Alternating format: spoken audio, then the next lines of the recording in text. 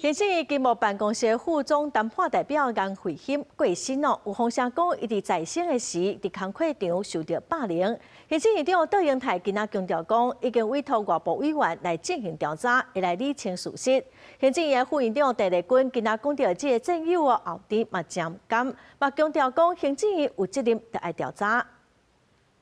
我们在这个总结性会议上面持续的去争取。推动台美关税谈判重要的成员之一颜慧欣，去年9月因为身体健康的问题请假，今年3月12日破病过身。行政院也休办颜慧欣一等公职的奖章，予以相关的肯定。不过也传出伊在生时伫工课场防霸凌。行政院长杜英泰强调，爱互家属了解，已经由外聘的委员调查。这一次特例由所有关于职场霸凌调查的委员当中，全数由外聘的委员来担任这样的工作，我们必须做出清楚的调查，向社会最重要的是向严大使及其家属有一个非常清楚的了解。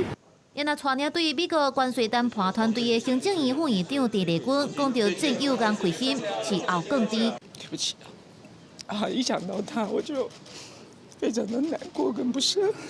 针对谈判的过程，敢有感受到颜慧欣以以孤立的方式霸凌？陈立军回应无受到欢迎。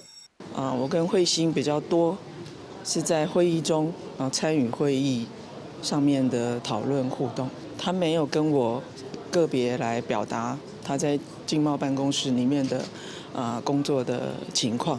杜英泰表示，颜慧欣伫今年过年连假以传真简讯的方式送市一个批。颜慧欣伫批内底讲到，若准身体有变好，愿意搁再为国家服务。伊也希望颜慧欣好完全了后，赶紧转来伊的工课。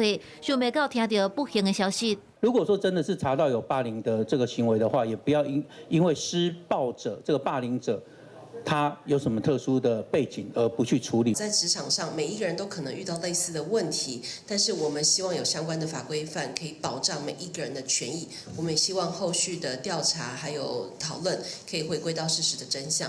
立委做会呼吁，要赶紧把这件代志调查清楚，互家属一个交代，也要甲社会大众说明这件代志敢会冲击到对外谈判的战略。记者综合报道。